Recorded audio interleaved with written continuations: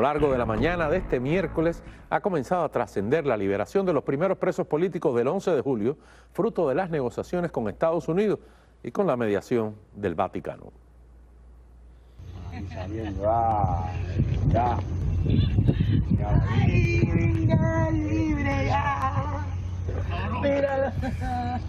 Las autoridades de la prisión de Guamajal, en la provincia de Villa Clara, notificaron que las hermanas Lisdani y Lisdiani Rodríguez Isaac, presas políticas naturales del municipio Placeta, serían excarceladas. Cumplían una condena de 8 años de privación de libertad. Otro de los liberados ha sido Roland Castillo, uno de los menores encarcelados en el barrio capitalino de Toyo, en el municipio de 10 de octubre. Cumplía 18 años de prisión. Reina Yancara Barreto Batista, joven presa política del 11 en Camagüey, del 11 de julio también, fue excarcelada este miércoles. Fue condenada a 4 años de trabajo correccional con internamiento bajo los cargos de desorden público y atentado. La organización Amnistía Internacional, por su parte, exigió al régimen la liberación inmediata de todos los presos políticos en Cuba, que superan los 1000 casos. Ante el anuncio del gobierno, dicen oficialmente, ante el anuncio del gobierno cubano de otorgar beneficios penales a 553 personas, exigimos la liberación inmediata de todas las personas injustamente encarceladas por ejercer sus derechos en Cuba, particularmente a las personas presas de conciencia. Así declaró la organización en un comunicado. Señor, entre los prisioneros políticos de las protestas del 11 de julio se encuentra Doaida Pérez Paseiro, quien fue recibida con cariño en su cuadra, a pesar de que le decían los agentes de la seguridad del Estado que a ella no la quería ver nadie. Ella dice que sigue en pie de lucha por la libertad y la democracia en Cuba. Veamos el momento de la llegada a su barrio, a su casa, a sus amigos. Ay,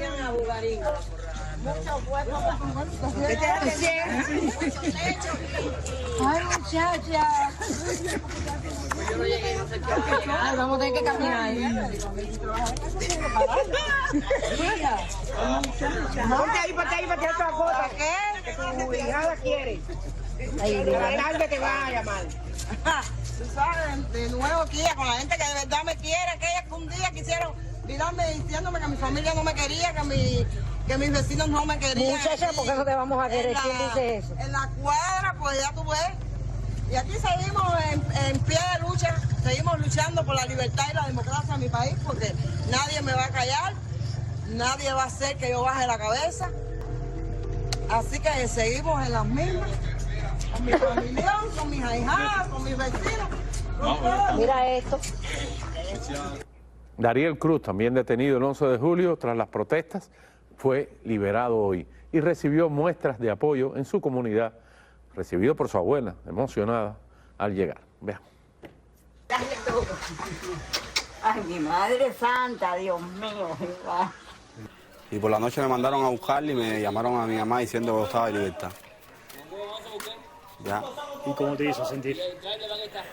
¿Cómo tú crees que me haga sentir salir de un infierno, estar con mi familia y con mi hija tranquilo? Ya, me siento contento y tranquilo y portándome bien para salir adelante. Me hicieron juicio en enero, 12 de enero, y me echaron, primero me pidieron 15 años. Después me bajó con 5 años. Me soltaron para la calle y me recogieron. Y ahora me volvieron a soltar y vamos a ver si no me recogen de nuevo. ¿Y cuáles fueron las condiciones? Cuando le soltaron, ¿cuáles fueron las condiciones? ¿Qué le dieron? Libertad condicional.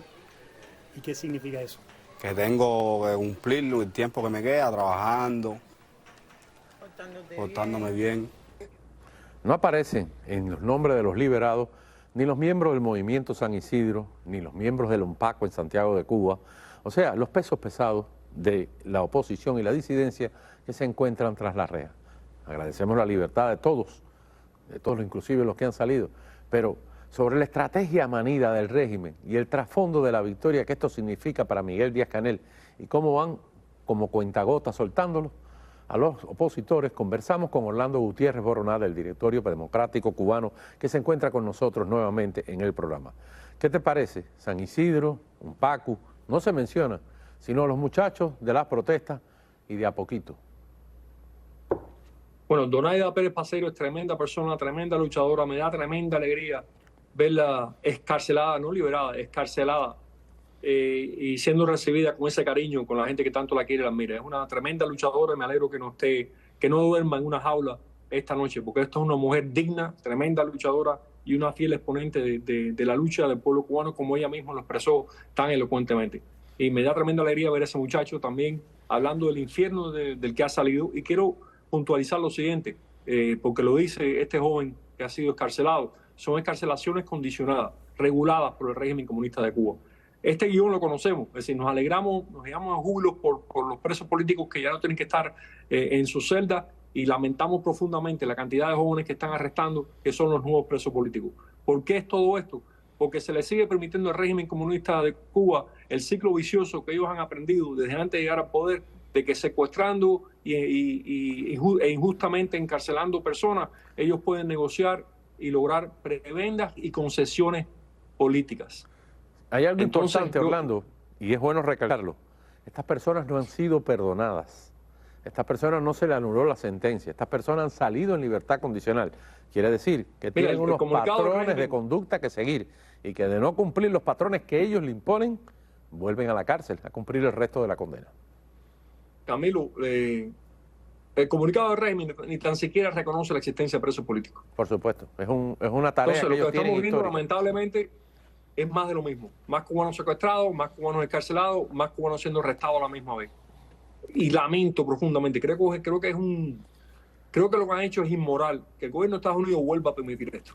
Regalarle al régimen que las corporaciones controladas por el régimen puedan operar en Estados Unidos nuevo.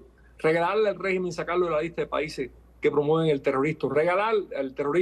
Regalarle al régimen de que los cubanos cuyas propiedades fueron confiscadas no puedan presentar demanda ante las Cortes de Estados Unidos. Todo eso son concesiones inmensas que oxigenan a ese régimen. ¿A cambio de qué? A cambio de que el régimen va a continuar con este ciclo vicioso de que le ha quitado todos los derechos y libertades del pueblo de Cuba. Cuando los cubanos se rebelan, o los matan o los meten presos. Y los que meten presos intentan por todos los medios destruirlo en la prisión y entonces utilizarlo como ficha de canje, de negociación para los objetivos políticos de preservación en el poder de este régimen. Orlando, quiero consultarte una información que nos llegó anoche y que fue ratificada esta mañana. Mauricio Clavel Carón, un futuro funcionario de la Secretaría de Estado de los Estados Unidos atendiendo a Latinoamérica, dejó claro que era imposible, casi imposible, que de inmediato Trump revirtiera esta exclusión de Cuba de la lista de países patrocinadores del terrorismo, pero adelantó que podían adelantar, valga la reiteración, en otras sanciones, en otras medidas que repercutirían directamente en el régimen. ¿Es así la situación entonces? Bueno, Mauricio es una persona sumamente inteligente, conoce muy bien la legalidad norteamericana y la institucionalidad americana en este respecto. Mauricio ha sido clave en sanciones muy efectivas que puso la administración Trump en su primer mandato. Mauricio es una persona que sabe de lo que está hablando, y si él dice que es así, es así. Y eso es lo moralmente lamentable de lo que ha hecho el presidente Biden. En otras palabras, le ha dado al régimen meses de poder enriquecerse, oxigenarse, maniobrar, y todo esto es a costa, ¿tú sabes de qué? Del pueblo de Cuba. Así mismo es. Pues muchísimas gracias por estar con nosotros, Orlando. Te hemos tenido muy ocupado en estos días. Esperamos que siga por el resto de la semana. Hasta que gracias. Esto tome otro cariz. Cuenten conmigo. La verdad. Muchas gracias por estar con nosotros. Ok, hasta luego. Los cubanos en la isla reaccionaron a la decisión del gobierno de Joe Biden de retirar a Cuba de la lista de países patrocinadores del terrorismo. La medida fue anunciada pocos días antes de que Biden finalice su mandato, y así aliviaban algunas sanciones impuestas durante la administración de Donald Trump que Biden no había tocado. Pero con esta acción busca otorgar a La Habana un margen de maniobra en medio de su grave crisis económica. Ahí lo vemos. Vean ustedes la reacción de algunos jóvenes a favor, en contra, y otros con el discurso oficial. Noten que uno de ellos habla hasta igualito que Eusebio Leal, el difunto Eusebio Leal. Vean. Bueno, habría que ver qué hace Trump después, pero conociéndolo como es, posiblemente sí, todos se quiten en esta semana y de repente venga Trump y todo vuelve para atrás. Lo veo una acción, en ese caso sí, un poquito inútil, porque ¿cuántas ventajas vamos a tener por cuánto tiempo? ¿Un par de semanas, un par de días, unos cuantos días? Arbitrariamente, como bien dice el término, incluir un país injustamente en una lista de este tipo realmente es detestable. Entonces nuestro país tiene todo el derecho de defenderse ante eso, de condenar ese propio hecho, y que nos saquen de esa lista es una muestra de nuestra soberanía, de nuestra independencia. El último respiro, he prometido muchas cosas realmente al principio, que iba a ayudar a Cuba de muchas maneras que realmente no está cumpliendo, pero será su buena voluntad del final. Ahora, después de conocerse el anuncio, el dictador cubano Miguel Díaz-Canel informó que su gobierno liberaría de forma gradual a 553 prisioneros tras alcanzar un acuerdo con el Vaticano. La decisión se tomó como un gesto de apertura ante las nuevas medidas estadounidenses. Pero al mismo tiempo que se conocen las excarcelaciones de prisioneros políticos en Cuba, allá en el oriente, en Santiago de Cuba, se reportan la condena a 5 y 3 años de prisión contra 2 jóvenes cubanos por sus publicaciones en las redes sociales, en Facebook en específico. Los condenados han sido identificados como Félix Daniel Pérez Ruiz y Cristian de Jesús Peñas Aguilera por una publicación en la red social Facebook en la que mostraban su desacuerdo con el régimen de Miguel Díaz-Canel. Según informa el Observatorio Cubano de Derechos Humanos, la Sala de Delitos contra la Seguridad del Estado del Tribunal Provincial de Santiago de Cuba los ha sancionado a ambos por propaganda contra el orden constitucional.